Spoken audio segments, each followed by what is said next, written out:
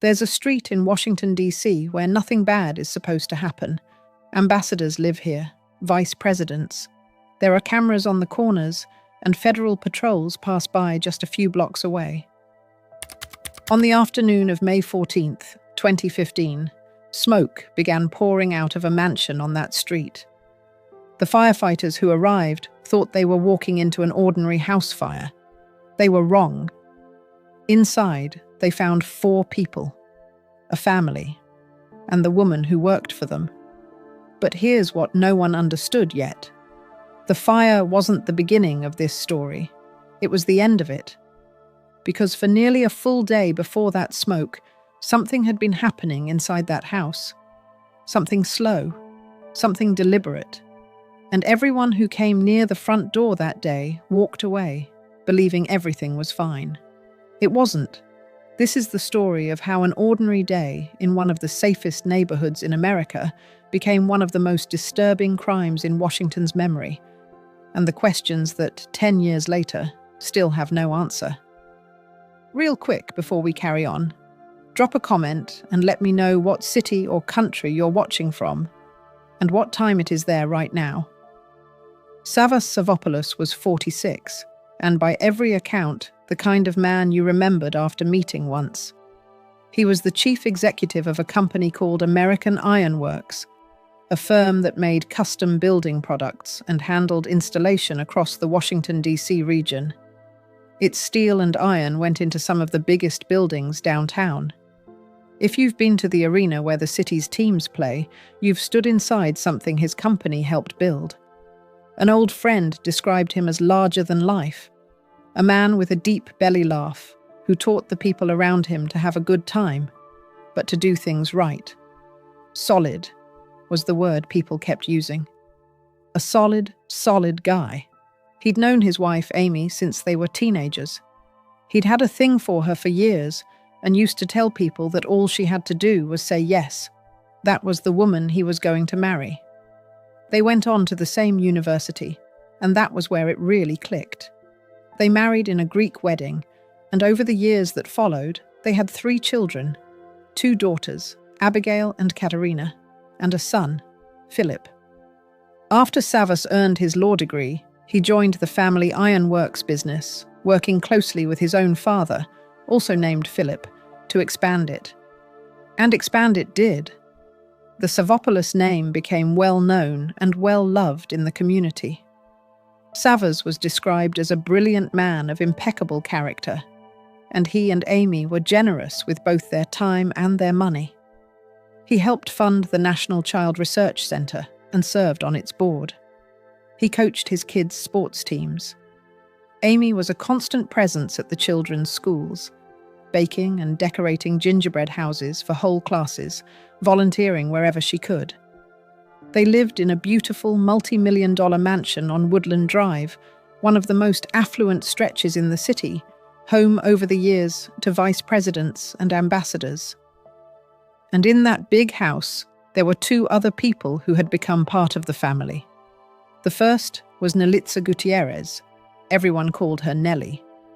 She had worked for the Savopouloses for 20 years, and about 5 years before this story begins, Nellie had introduced them to a second housekeeper, a woman named Veralicia Figueroa, Vera, to the people who loved her. Vera had come to the United States from El Salvador. Every dollar she earned, she sent home to her children, who were in college back in her home country. She and her husband, Bernardo, had a plan. Just 1 more year. She'd take a break soon, go home to visit, and then retire the following year, back in El Salvador. She was so close. By the spring of 2015, the house had grown a little quieter. The 2 daughters, 19-year-old Abigail and 16-year-old Katerina, were away at boarding school. So things came down to a smaller circle. Amy was busy catching up with friends and hosting get-togethers. Savas was working on a new business venture. And 10-year-old Philip was busy too, because Philip was, by all accounts, an extraordinary kid. He raced go-karts, and he was good. Good enough that people thought he might become a serious competitor one day. His whole family followed him from track to track. His coach, Jay, once described him as 10 years old going on 35. That mature. That much like his father. Nothing made him happier than being out on those tracks. But on May 3rd, one of his races didn't go the way it should have. Philip crashed and came away with a concussion. He was sent home to rest, though the doctor was confident it was nothing to worry about. And so, on the morning this story truly begins, that's where he was. At home, taking it easy, his mother looking after him. Wednesday, May 13th. With Philip still home and taking it easy, Amy was home too, looking after him.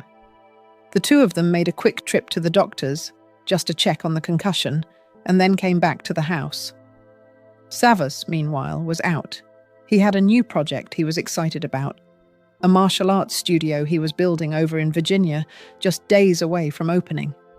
He drove out to look things over, and brought Nellie along to help clean and get the place ready for the grand opening. So picture where everyone is, Savas and Nellie in Virginia, Amy and Philip at home. And Vera. Vera was at the house too, which is worth noticing because Vera was due to finish her shift at 3 o'clock. And 3 o'clock came and went. At 4:25, a company that boarded the family's dogs called to confirm an upcoming appointment. The employee spoke with Amy, and later she'd remember that something was off. Amy sounded sleepy, under the weather, not the chatty person she usually was. At the time it meant nothing. A woman having a tired afternoon, nothing more. Close to 5, Savas got a call from Amy. We don't know everything that was said. But when he hung up, he told Nellie he was heading home to look after Philip, because Amy had apparently made plans to go out that evening. At that point, Amy was home with the second housekeeper, Vera, who was now well past the time she should have clocked off. Savas drove back. Nellie went home too, ready to start again the next morning. Across town, Vera's husband, Bernardo, was starting to worry. Vera had been due home by 3, and being out of contact simply wasn't like her.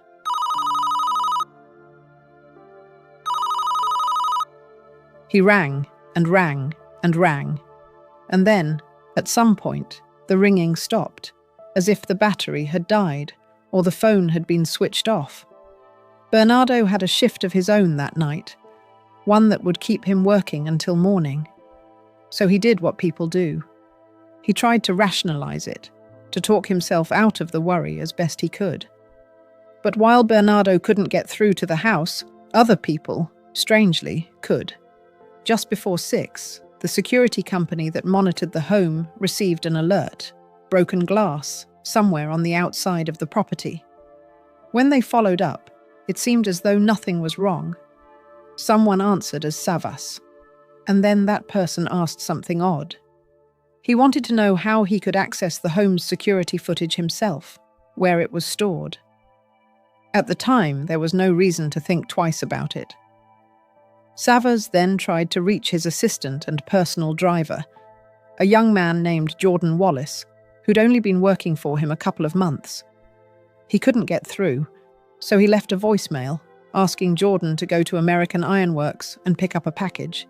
He said he needed it delivered the next morning. At 9 o'clock, Amy called a local Domino's.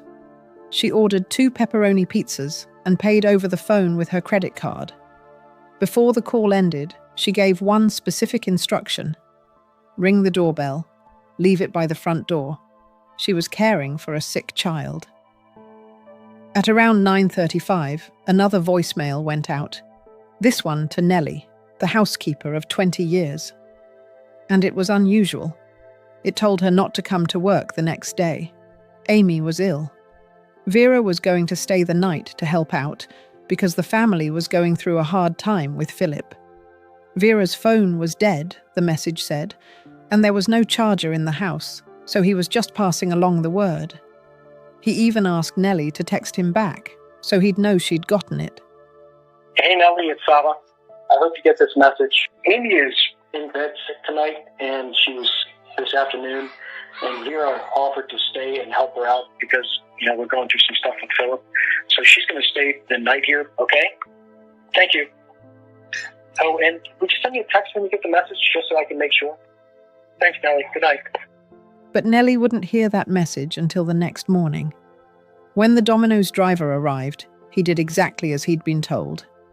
He set the pizzas down by the doormat next to an envelope with a tip inside, and he noticed something as he turned to leave.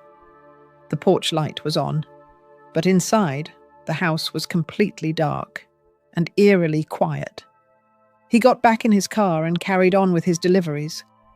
He had no way of knowing that behind that quiet door, a nightmare was unfolding, one that would stretch long into the night and the following morning. Around that time, Jordan got the voicemail and texted back that he had the message and would call once he had the package. Then Savas called again, and this time, the request was bigger. He called Jordan, and he called his company's chief financial officer, asking for $40,000 in cash. "Take it out of the bank," he said, "and get it to Jordan as fast as possible." Jordan collected the parcel and the money and set off for the house on Woodland Drive, and his instructions were very specific. Do not knock on the door. Just put the package and the money inside the red sports car. Don't knock. I'll be on conference calls. Head out to Chantilly. I'll be right behind you. Chantilly was where the new martial arts studio was, so arranging to meet there later didn't seem strange at all. Thursday morning, May 14th. By around 8:30, the neighbours were doing what neighbours do, leaving for work, heading out on the school run. And a few of them noticed something small. All of the family's cars were still parked on the driveway. Normally, by this hour, the Savopoloses were out and about. Today, everything sat where it was. At 9:30, Bernardo got home from his night shift and found that Vera still wasn't there. His worry had turned into panic. He got in his car and drove to the house, 3201 Woodland Drive. Just before 10, Nellie finally got a text from Amy confirming what the voicemail had said. She was absolutely not to come in that day. Nellie got that text just as she was listening to the voicemail itself. And in it, she thought Savas sounded flustered and tense. In the background, she thought she could hear what sounded like shouting, and the idea of Vera staying over. That had never happened before. Something was wrong. Amy is in bed sick tonight, and she was sick this afternoon, and Vera offered to stay and help her out.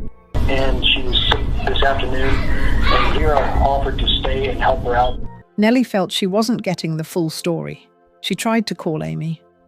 No answer. So she sent a text saying she hoped everything was okay. Nothing came back. When Bernardo reached the house, he was met with the same silence. He rang the doorbell. He banged on the door. And though he couldn't hear anyone's voice, he had the unmistakable feeling that someone was inside. He could hear movement, shuffling, a low murmur, the dogs, and then a sound like a chair being dragged across a floor. Then his phone rang. It was Savas. He was apologizing over and over. Sorry he hadn't called the night before. Vera had stayed the night with them, he said, and now Amy had taken ill, and Vera had gone with her to the hospital, so she wasn't even there anymore. And Bernardo stood there, holding the phone, on one side of a door, while the man speaking to him was on the other, so close. And he found himself wondering the obvious thing. If Savas was right there, why not just open the door? Why not step outside and talk? But at least he'd heard from someone now. At least there was an explanation. Maybe, he told himself, he was overthinking it. He hung up, got back in his car, and drove home to wait for his wife. Around the same time, another woman connected to the family received a message too. She got a text from Amy telling her to stay away, saying, in effect, that she wanted to make sure she did not come by that day. Not long after, Jordan arrived with the money. He did as he was told, dropped the package and the cash inside the car, and went back to his own vehicle. At 26 minutes past 10, he sent a text, "Package delivered." And then he sat there for a moment, watching his phone. On the screen, 3 dots appeared, someone typing a reply. Then they vanished. Then they appeared again, and vanished. No reply ever came.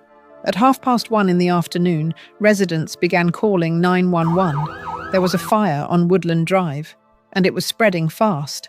The family's dogs were found outside, stressed, but not physically harmed. When firefighters fought their way in, they found 4 people. In one bedroom, Savas, Amy, and Vera. In the room next door, Philip. Savas, Amy, and Philip were gone. Vera was still alive, barely, clinging to life. She was rushed to the hospital fighting horrific injuries. She didn't make it. The injuries were deliberate, and they were extensive. Autopsies confirmed all 4 victims had been beaten, bound, and stabbed. Savas and Amy died from a combination of blunt and sharp force trauma. Philip suffered similar injuries, and the fire had been set in his bedroom, where he was found. His injuries so severe that some findings could never be made conclusive. All 4 had been doused in gasoline. Amy and Vera had duct tape residue on their wrists. Savas had been restrained, possibly with a zip tie.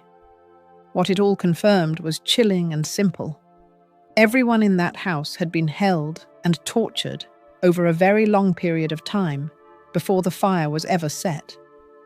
And whoever did it had walked among them for hours, ordering pizza, answering the phone, arranging for a bag of cash, while calmly deciding what to do next.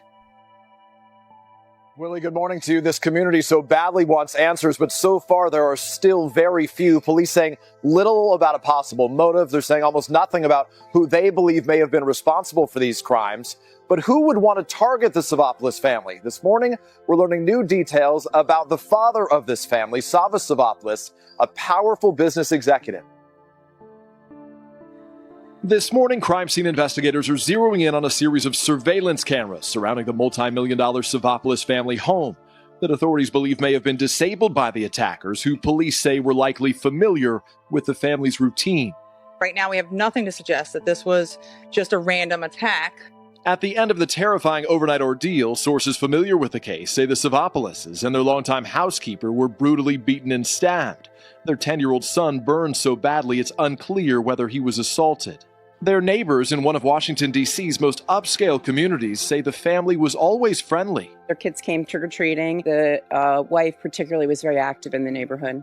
Online, an outpouring of support for the Savopoulos' 2 surviving teenage daughters, who were believed to be away at boarding school at the time of the attack. Back live right now outside the Savopoulos home, police have set up a $25,000 reward for any information that leads to an arrest here. And they haven't slowed down the pace of their gathering evidence. We saw a dozen detectives go in and out and around this home again yesterday, as the police chief in Washington, D.C. told us this is going to take some time.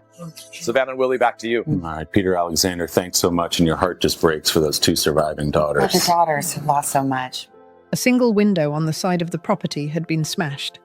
The phone lines had been cut. There was a boot print on one of the doors, one that didn't match any of the firefighters, suggesting the door may have been kicked in. A knife had been wedged into a gap in a window, almost as if to prop it open. And then there was the security system. The home had cameras. But the computer that stored all of that footage had been ripped out of the attic. The keyboard was left behind. The wires were left behind. But the recorder itself, the one thing that might have shown investigators exactly what happened, was gone. It has never been found. A couple of neighbors remembered something. Around noon on the day of the fire, about an hour and a half before the smoke, they saw a man going into the family's garage. He didn't force his way in. The door simply opened for him, as if someone on the other side had opened it. And there was the car. A blue 2008 Porsche, registered to the family, had been on the driveway that morning. Now it was missing. A camera in northeast D.C. picked it up heading east toward Maryland, shortly after the house went up in flames. It looked like the getaway vehicle. Police found it later, burning in the back of a church parking lot. Video showed someone running from it, dressed in dark clothing, carrying what looked like a white box. Nothing more about that person could be made out. But when the flames were put out, investigators found something inside that car, a green construction vest, still relatively intact enough to send for DNA testing. Firefighters got to this house in one of Washington's most upscale neighborhoods, just blocks from the vice president's residence. The smoke and flames were still shooting out of the second floor. Now the fire has turned into a case of suspected arson and a murder mystery.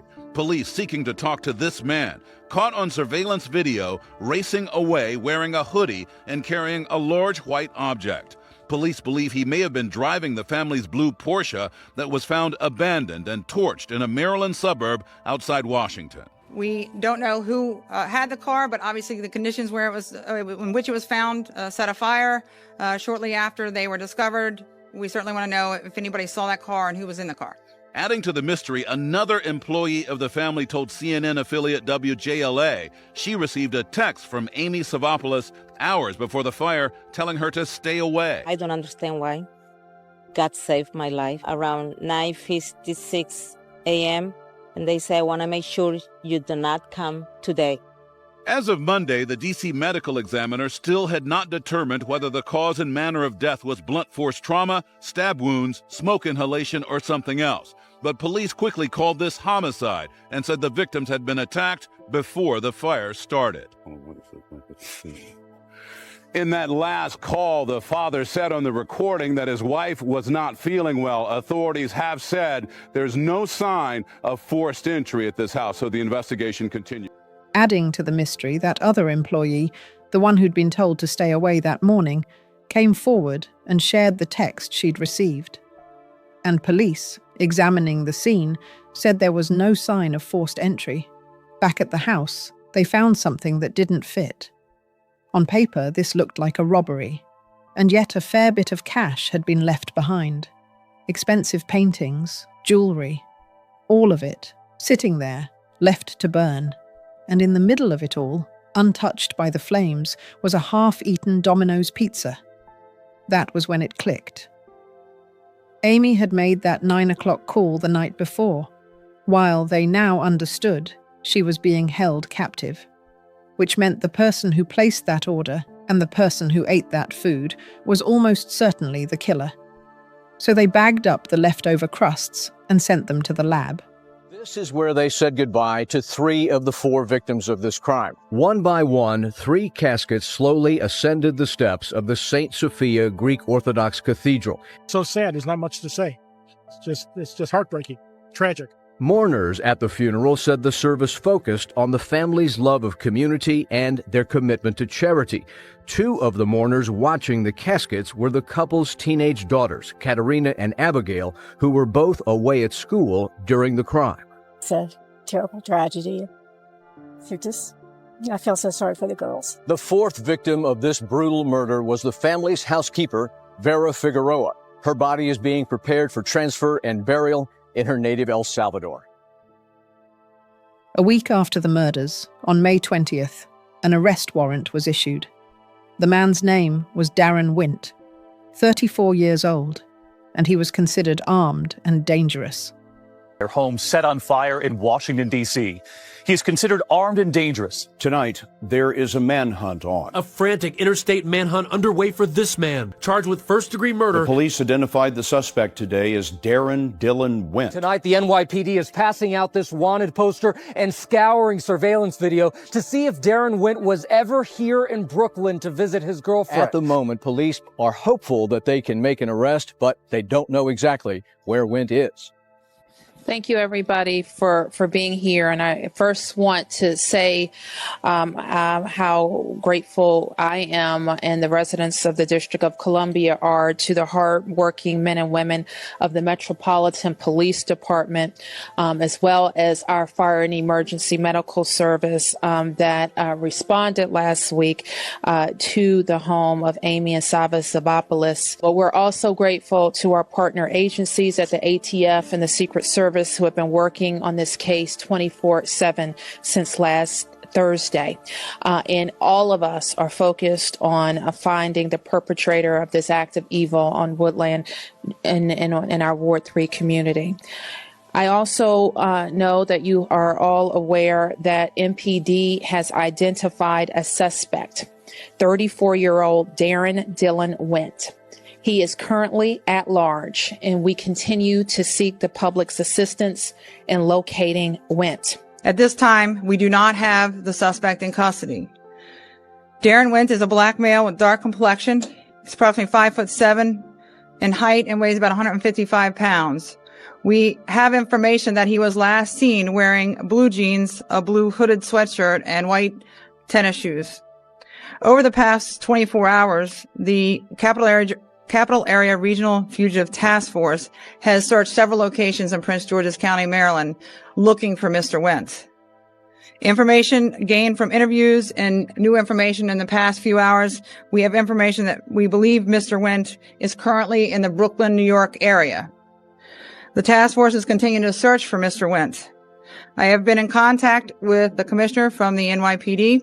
They have offered and are providing all assistance that we need in trying to locate Mr. Went. What followed was a frantic multi-state manhunt. A regional fugitive task force had searched locations in Prince George's County, Maryland, and now believed Went was in the Brooklyn, New York area where he had a girlfriend. And once they had his name, the pieces began to fall into place. Went's DNA, it turned out, wasn't only on the pizza. It was found on the handle of that knife propping open the window, on the bedding in one of the upstairs rooms, and on the green construction vest inside the burned Porsche. And that car had been found burning about a 2-minute walk from an apartment complex where Went had once lived. More than that, Went had a history with this family. About 10 years earlier, he had worked at Savas's company, American Iron Works, as a welder. He'd even occasionally done work around the Savopoulos home itself. A colleague said Savas made a real effort to know his employees personally, and for a time, Went had been one of those friends. But it hadn't lasted. Went lost his job after threatening a co-worker with a knife.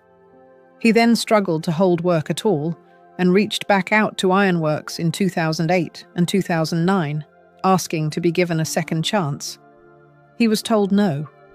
His history went deeper still. Went had come to the United States in 2000 and had briefly been a Marine Corps recruit, discharged for medical reasons before he even finished training. After that came a long list of charges and convictions: assault, malicious destruction of property, burglary and theft, domestic violence, sexual offences, and weapons possession. By the time of this crime, his green card was already in a precarious position because of a stolen property matter, but certain authorities were never notified, so he'd slipped under the radar. In 2005, his own father had taken out a protective order against him, and in 2010, he was arrested at a gas station directly across the street from American Iron Works, armed with a pistol and a machete, which meant that when this crime happened, he was a free man. Once his name and face were on the news, Went ran. He reportedly took a taxi all the way from Washington to New York. But his own girlfriend, realizing what he was wanted for, called the police to tell them where he might be. A day after the warrant went out, at around 11 at night, he was finally tracked down, riding in a truck with 3 other people. $100 bills were scattered around the vehicle. He was taken into custody. U.S. Marshals had traveled more than 400 miles tailing him, tracking him to New York City, narrowly missing him, and back again. He was ultimately arrested near a Howard Johnson in College Park, Maryland, where he'd checked into room 412. There was more that investigators would learn. Wint lived with his father, stepmother, and siblings. His stepmother said he spent his days looking for work, going to the gym, and on his phone and computer. He sometimes used his brother's name, Stefan. And though he was a frequent Facebook user, his profile went completely silent between 6 in the morning on May 13th and 6 in the evening on May 14th, the exact window of the crime. His girlfriend, Vanessa, had messaged him during that time and gotten no reply. A few hours after the fire, he sent her a picture of 2 iPhones, asking whether they could be tracked. And while he was on the run, investigators found he had been searching the internet, how to beat a lie detector, the best cities for fugitives to hide in, countries with no extradition treaty. The man wanted for the murder of 4 people in a Northwest home is behind bars this noon. The search for Darren Wint took police to New York and back. But last night, they got their man. Larry, what a wild 48 hours. U.S. Marshals traveled more than 400 miles tailing this very dangerous man. He'd led them to this Howard Johnson here in College Park. He checked into that room, 412. Just miles away, he was arrested. ABC 7 News cameras were the first on the scene, and we were rolling when it all unfolded. Take a look. Wint already has a long laundry list of past problems with the law, including assault and sex offense. We tracked him up to New York City, and we barely missed him last night. We have our New York, New Jersey Regional Fugitive Task Force together with NYPD. Sources tell ABC 7 News a large amount of cash was found inside the box truck his brother was driving. Saw 2-3 police officers going down that way. Didn't think much about it because he was supposed to be up in Brooklyn, I thought. Hours after the arrest, the Savopoulos family released a statement saying in part, quote, "We are thankful to law enforcement who have worked so diligently to bring about an arrest in this case. While it does not abate our pain, we hope that it begins to restore a sense of calm and security to our neighborhood and to our city." The Savopoulos family saying they and the Vera Figueroa family have suffered unimaginable loss. Back here live, again, that is the room where Darren Wint spent some time here in College Park. Police are still here at the hotel. Darren Wint will be in a D.C. courtroom later this afternoon. He is charged with first-degree felony murder while armed. Reporting live in College Park, John Gonzalez, ABC 7 News. The evidence, piece by piece, kept circling back to one man. Darren Wint was charged with first-degree felony murder while armed and held without bond. In time, he'd faced 20 separate charges. He pleaded not guilty, and his defense was a bold one. Wint claimed it was his own brothers, Daryl and Stefan, who had planned and carried out the killings, and that he had simply been in another room, unaware of what was happening. He said he'd been lured there for a decorating job, and that he left when he realized his brother wanted to rob the place. Though he did admit one thing. He admitted staying long enough to eat a slice of pizza. His attorney made an even bolder argument about the DNA. A defense lawyer hired by Wint's family, Robin Ficker, who had represented him in earlier unrelated cases, told reporters he believed police had blinders on. He described Wint as a kind, gentle, non-aggressive person. She can't believe that he would have done anything like this at all. It's a giant Olympic-sized broad jump from a piece of pizza to 4 homicides. I know him to be a kind, gentle, non-aggressive person, someone you wouldn't mind your grandmother going to lunch with. His mother doesn't like pizza. His sister doesn't like pizza. DNA is a junk science. But what does that have to do with anything, whether or not it's his top food choice? If the fact of the matter is his DNA puts him right there at the scene, how do you explain why his DNA is in that particular home? He's got the motive. He has the opportunities. A disgruntled employee had problems with that. Why is he there? You still can't identify why or explain why your client would be there. Plus, your client is somebody who has a criminal record, domestic violence, and assault. So all of those things are in keeping with conduct that we're seeing at this particular scene. Some investigators didn't believe one man could have done all of this alone. One witness described seeing the family's Porsche driven by a man with short, well-groomed hair, wearing a neon lime green construction vest. Darren Wint had dreadlocks. And then there was Jordan Wallace, the assistant. For a while he came under real scrutiny. Search warrants revealed that investigators suspected him because he had changed several details in his account. How he received the package, where exactly he left the money, when he'd been told to get it. Washington, D.C. mansion, focusing now on a former assistant to one of the victims. Search warrants reveal police suspicions aimed at the man who delivered the ransom, Jordan Wallace, the personal driver and assistant to businessman Savas Savopoulos. Police say that Wallace lied or changed his account about the $40,000 he took to the home on the morning of the murders, including how he received the package, where he left it, and when he was told to get the package. Investigators got a warrant for Wallace's texts, calls, and locations going back to Sunday, May the 10th, 3 days before the family was held captive, tortured, and later killed. But the prime suspect remains Darren Wint, who's now in custody. Police are also still looking for video from the family's extensive security system. We learned today that the video recorder is missing. Police believe that the assailants in this crime stole the cell phones of the 3 adult victims, and investigators are now tracking the locations of those phones. As for Jordan Wallace, Charlie, he has not returned our calls seeking comment. Wallace had also taken a picture of the money and sent it to a friend, a message and photo he later deleted. He'd only been working for Savas a couple of months, and he told police he'd simply panicked when he realized what had happened and deleted the text because he feared getting fired if Savas saw it as disrespectful. At one point, 2 men and 3 women were taken into custody in connection with the case. The companions detained along with Wint, but they were later released. No one other than Darren Wint was ever charged, and one of his own brothers not only provided a strong alibi, but would go on to testify against him. Is back with public defenders. We learned just a short time ago the attorney hired by Darren Wint's family is no longer representing him. Well, there are other big headlines today coming from the Mansion murders trial. It's just getting underway. We knew before opening statements that Darren Wint's lawyers would point the finger at somebody else. Well, tonight, Stephen Cheetah reports it's right at Wint's brothers.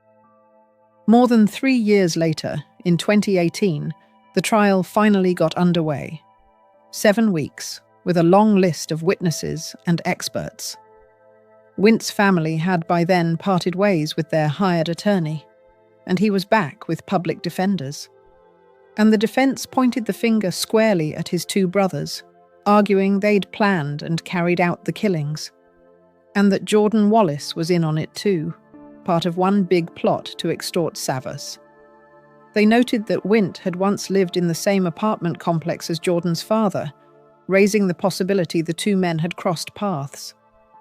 They pointed out that the green vest carried Wint's DNA, Savas's DNA, and the DNA of an unknown third person never matched. Jordan Wallace testified against Wint. He admitted he'd photographed the money, but insisted he'd had nothing to do with the crime, that he was just shocked to be carrying so much cash, and that his deleted message had been, in effect, showing off. "My job is crazy." The defense argued his photo only showed 2 bundles of cash when $40,000 should have been 4, and in Jordan's backpack they'd found a passport, a checkbook, and the registration for one of Savas's sports cars, a car worth $300,000. Odd items, the defense said, to be carrying around on a simple errand. But police had looked into all of it, and they ruled Jordan out. Video taken in the days after the murders and the first time jurors got a look inside the Savopoulos home. While many watched in horror, Darren Wint, the only suspect charged, showed no emotion when the footage showed the charred bedroom and the burned coils from a box spring, the only thing left of a bed where 10-year-old Philip Savopoulos was found. The prosecution started the day by calling Amy Savopoulos' father, James Martin, to the witness stand in what was an emotional start to the day. Martin was followed by several other witnesses, including the director of reservations at a pet boarding company, a business the Savopoulos family used frequently to board their 2 dogs. This woman testified that on May 13th, the day the family and their housekeeper were held hostage, her staff called the home at 3:14 to confirm their upcoming reservation for the dogs, but their landline phone was disconnected. Throughout the day, voice messages were left on Amy's cell phone. She described Amy as sounding sleepy. She was rushing. This time was different. Prosecutors say Amy was being held hostage at the time of the call. Earlier that day, at around 3:25, a neighbor testified that she saw Amy Savopoulos walking in a nice outfit near Calvert and Cleveland in Northwest. She says she was wearing a knee-length skirt, flat shoes, sweater across her shoulder, and a nice leather bag. She had her head down like she was deep in thought. She was clearly walking to get somewhere.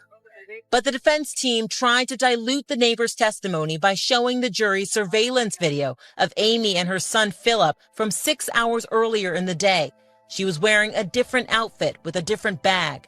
It was one way the defense tried to sow doubt in the juror's mind. The prosecution acknowledged something honest to the jury. They said it was possible other people had been involved. But even if Wint had help, they argued, he was still guilty. Everything, they said, was driven by greed and revenge. As for the green vest, clothing like that gets used by many different people, so anyone's DNA could end up on it. And if the extra DNA had belonged to Jordan or to Wint's brothers, that could easily have been proven or disproven. Wint testified in his own defense. He said yes, he'd been at the Savopoulos home for a decorating job, but that the job had been set up by his brother Daryl, that he'd been duped into being there, and that he left once he learned Daryl wanted to rob the place. But he admitted staying to eat a slice of pizza. His own stepmother testified against him. She said Wint and his van were unseen for a stretch of about 36 hours, the exact window he was inside the family's home. In the 2 months he'd been living with her, she said, he'd never been away that long. It struck her as odd immediately. He finally returned home around 6 the following evening and got into an argument with his father, saying he was stressed out. The jury deliberated for less than 2 days. Darren Wint, by then 37 years old, was found guilty of all charges: first-degree murder, kidnapping, burglary, extortion, arson, theft. He was sentenced to 4 consecutive life sentences, without the possibility of parole. Murders will spend the rest of his life behind bars. The sentence that she did with the 4 consecutive terms of life without release. So we thank her for that. We thank the jury for their hard work. I can't imagine how hard it was for them. And hopefully this brings a little bit of closure to the families. You don't often see something this senseless. There was no reason for this. He got what he wanted. He got the money. He could have just left. To do what he did to 4 people, including a 10-year-old boy, I think is just beyond words. I can't imagine what those parents were going through. There's no remorse in his mind. He thinks he's a victim in all of this somehow. Evil, I guess. Wint appealed in December of 2020, but 2 years later, the DC Court of Appeals upheld his conviction and denied him a new trial. To this day, no one else has ever been charged, and Darren Wint has never spoken about what happened. He has never explained. He has never named anyone. For some people, there are still questions that linger. Could one man really have done all of this by himself? Who did that witness see driving the Porsche? The man with the short, neat hair, who looked nothing like Wint? Did they even see the right car? And if the motive was money, why leave so many valuable things behind? The cash, the paintings, the jewelry, all of it, to burn. For others, it all makes complete sense. What was known about Wint, his past relationships, his history with Savas and the company, a criminal record that showed no sign of slowing down, a desperate man, completely broke, who had already been arrested more than once for violent and abusive behavior. He had been inside that home before. He knew what was there. He knew what he was capable of doing to get it. The DNA only ever pointed to him, and neighbors saw someone fitting his description going into that garage. Both things can be true at once. A lawful conviction, upheld on appeal, and a handful of questions that never fully closed. In the end, it's easy to get lost in the mechanics of a case like this. But it's worth returning to the people at the center of it, because they weren't a case, they were a family. After the murders, 19-year-old Katerina wrote tributes online to the people she'd lost. To her father, she called him her hero and her role model, thanking him for teaching her courage, loyalty, and how to believe in herself. To her mother, she shared a small phrase the two of them used to say to each other all the time.